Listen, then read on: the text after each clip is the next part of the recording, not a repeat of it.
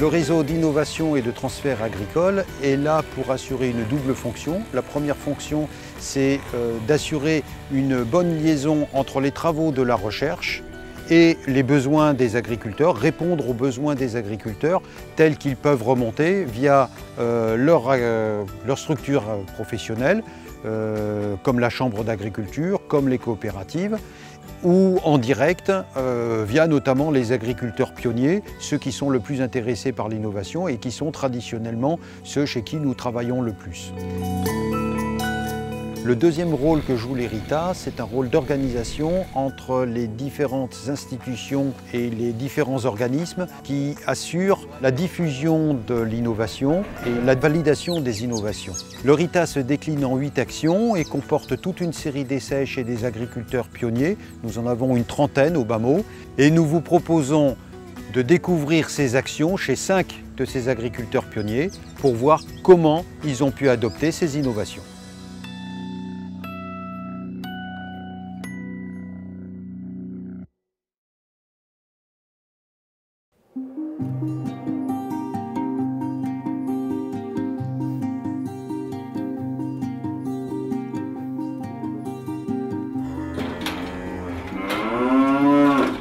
On a eu plusieurs problèmes à partir de 2013. Le premier gros problème que nous avons eu, c'est à cause de la tempête Chantal en juillet 2013. Comme nous, on leur donnait la ration banane, c'est un complément, on leur donnait environ 10 kg par bête par jour.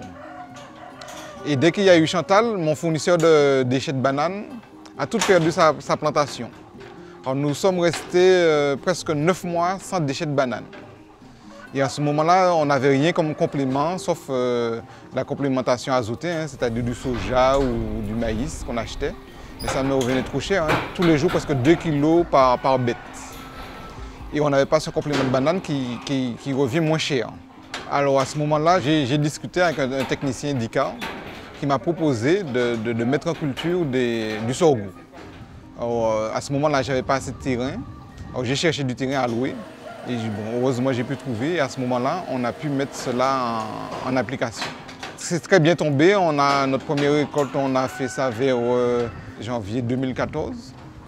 Et tout au long de l'année de 2014, nous avons pu avoir du sorgho. Et ça tombait très bien aussi parce que nous avons un fort carême, une période sèche très longue qui a duré 9 mois. Et là, je peux vraiment dire que le sorgho a sauvé mon exploitation. La mise en œuvre du sorgho, c'est que nous semons, nous achetons les graines par l'intermédiaire d'une coopérative. Nous semons avec le semoir d'ICA. Et à ce moment-là, nous attendons environ entre 80 et 90 jours après la plantation. Nous irriguons parce qu'on irrigue avec des enrouleurs. Nous fumons, soit on peut donner du complément, une fumure organique, soit du fumier ou du lisier de bovin. Et après, on irrigue, dès qu'on sème, on irrigue tout de suite. Alors la première récolte, c'est 3 mois après environ. Alors là, on est tombé à 10 tonnes de matière sèche, ce qui représente presque 30 tonnes brutes. Alors les 30 tonnes nous font environ, chaque récolte nous permet d'alimenter 70 bovins sur 2 mois. C'est ce qui est bien avec le sorgho, c'est qu'il repousse. On peut faire au moins 3 à 4 récoltes après le semis. Alors c'est une plante qui ne demande pas beaucoup d'eau. Surtout là, on a pu vraiment tester ça pendant cette période-là qui était très sèche, de janvier jusqu'à septembre. Très sèche en Martinique, on a pu voir qu'on n'a pas dépensé énormément d'eau pour cette culture-là. Si je n'avais pas ce sorgho-là, je ne pense pas que j'aurais eu des résultats cette année-là, l'année 2014.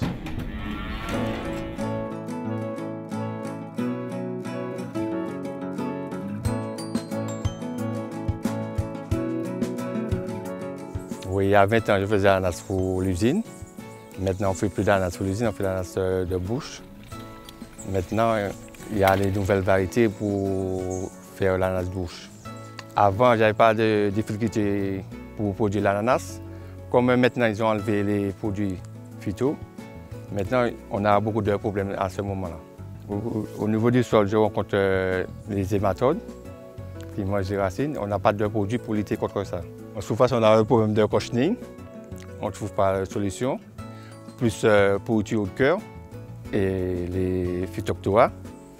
On ne trouve pas les produits pour ça. Maintenant, ils ont enlevé les produits. On n'a rien pour lutter contre ça. Si maintenant je cherche des solutions pour régler cette maladie-là, vers le CIRAD, l'IT2, pour regarder si je peux améliorer mon exploitation avec ces problèmes-là. On ne va pas étonner, tu as une espèce de petite chenille. Cette plante-là, c'est un côte alerte. Ça nettoie le sol, ça enrichit la terre avec l'azote, ça chasse les hématodes, les symphyles. C'est très efficace pour faire une plantation. J'ai mis en place une parcelle avec l'IT2 et le CIRAD, à peu près 3000 m², pour faire un suivi avec moi, pour voir l'amélioration que je peux avoir sur mon exploitation. On a fait des essais, on est arrivé à terme, on a fait tout ce qu'il fallait faire. Et puis après, j'ai planté des ananas après. Je suis satisfait parce que je vois mon rendement au niveau des aubergines, des cultures les racines, je vois que j'ai un bon résultat. Ça amène de l'azote pour mon terrain. Les racines, il y a beaucoup de racines, ça tient. Aujourd'hui, j'attends sur le CIRAD et l'IT2 pour m'amener un résultat contre le cochenille et les pourritures du cœur. Viens. Et puis allez vite. Camarade planté ananas, comme moi-même, si bon va moi, il bon va hot, sans produits chimiques.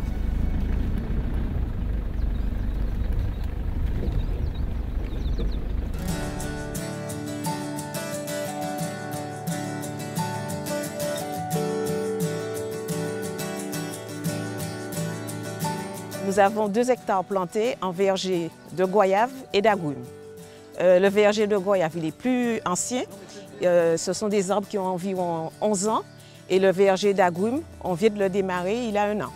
Alors pour donner de belles goyaves, il faut surtout l'entretien de la coupe de l'herbe, tailler les goyaviers de façon à avoir de beaux fruits et puis amender et fertiliser. Notre principale problématique actuellement, c'est la taille de l'herbe. On est dans un environnement très humide, il pleut beaucoup, nous sommes au Gaumont, et ça demande une coupe de l'herbe pratiquement tous les mois. Cet enherbement était une vraie contrainte, avec une fatigue physique, une vraie charge de travail. C'est un coût financier quand même assez important, tous les mois, essence à mettre dans la débroussailleuse. Et puis, autre chose, c'est que je passais moins de temps à me consacrer à l'entretien de l'arbre. Taille, tout ce qui est fertilisation et amendement. Donc, on a préféré chercher une alternative à la coupe de l'herbe. Et c'est pour cette raison que la Fredo nous a proposé de mettre des plantes de couverture. Et donc, on n'a pas hésité. On n'a pas hésité.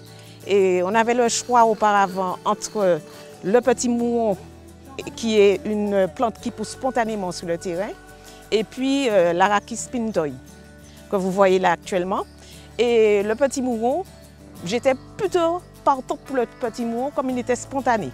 Je n'étais pas très pour l'Arachis pintoi. Et finalement, le petit mouron, il s'est avéré qu'il est plus capricieux. Il pousse quand il veut. On n'arrive pas véritablement à le maîtriser. Donc, et on s'est aperçu que l'Arachis pintoi s'est beaucoup plus adapté. Il a poussé, au départ, il a eu du mal à démarrer. Et ensuite, il s'est étendu, il s'est étalé normalement. En plus, je me suis rendu compte que c'est une herbe qui apporte de l'azote pour les fruits. Donc c'était un plus pour nos fruits, qui a de jolies fleurs. C'est très esthétique. Et en plus, à côté de l'esthétisme, il y a aussi tout ce qui est pollinisation. Donc les abeilles viennent butiner. Et donc c'est un plus pour nos plantes. Donc ça a été une vraie solution de mettre en place l'herbe de couverture.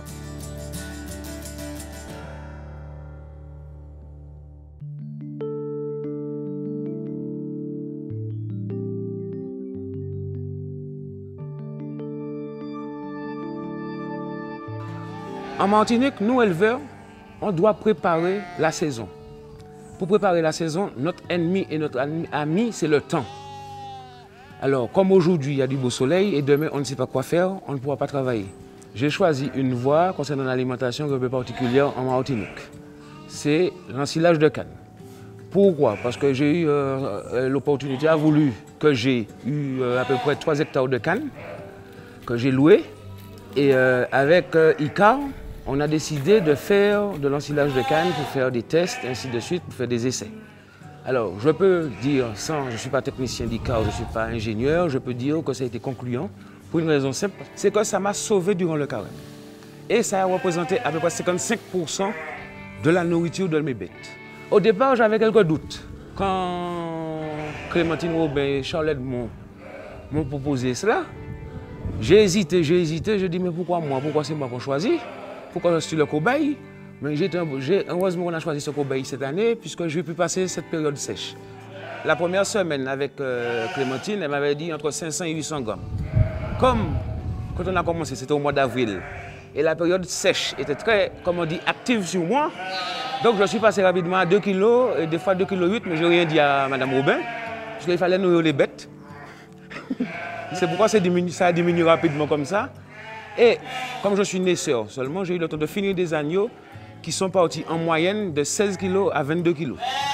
Donc je pense que j'ai eu un bon rendement. Aujourd'hui, nous avons des problèmes et des difficultés à être financés dans ces différentes recherches et ces stades de recherche. Mais l'orientation de la canne que j'ai choisie, c'est une expérience que je souhaite renouveler et que j'y tiens parce que Mme Robin le sait. Je lui ai dit qu'on va entretenir les 3 hectares de canne et parce qu'avec un groupement d'éleveurs que nous sommes, avec l'association du mouton marqué, et qu'on va produire cette alimentation. J'y tiens et j'ai fait une erreur au départ, j'étais sceptique, mais aujourd'hui je peux dire que je suis convaincu.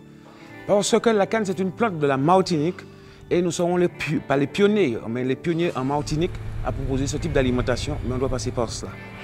Aujourd'hui, éleveurs, ICAR, Madifouage, le réseau RITA et aussi les coopératives, il faut qu'on s'associe pour avancer dans l'alimentation animale. On n'a pas d'autre choix. C'est l'avenir pour les éleveurs, pour qu'on puisse avoir un revenu ou maintenir le revenu qui existe.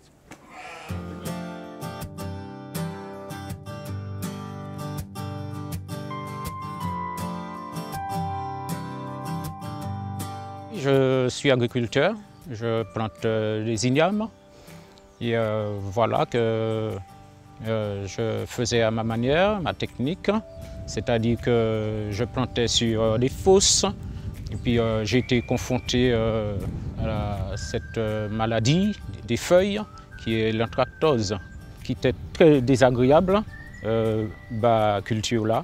En tout cas, je vais perdre des parcelles yam. Et ça a agi en les plants aussi, ou pas ni plan yam pour planter. J'ai dû diminuer la plantation qui faisait de l'anthracnose, c'est-à-dire les portugaises, plus de 50%. Hein. C'était avec ça que je vivais, la portugaise. Après cela, j'ai dit que j'arrête quoi, puisque c'était difficile. Et puis voilà que la Chambre d'agriculture est toujours en visite sur mon exploitation. Il y a aussi, je suis suivi par différentes associations, il y a la Fredon, et tout ça, ils ont pu m'aider à reprendre l'exploitation, quoi. Je peux dire aussi, c'est grâce à la Chambre d'agriculture qui m'a dirigé sur d'autres qualités, d'autres variétés d'ignames, et que j'ai pu remonter mon exploitation, quoi. Ok, on y va. Avec le réseau RITA, je suis agriculteur pilote depuis 2 ans.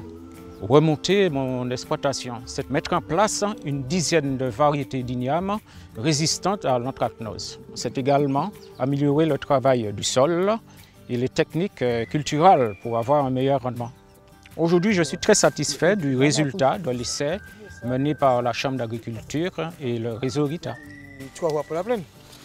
Oui, c'est bon. Je produis des ignames de très bonne qualité. J'en fournis à ma clientèle régulièrement.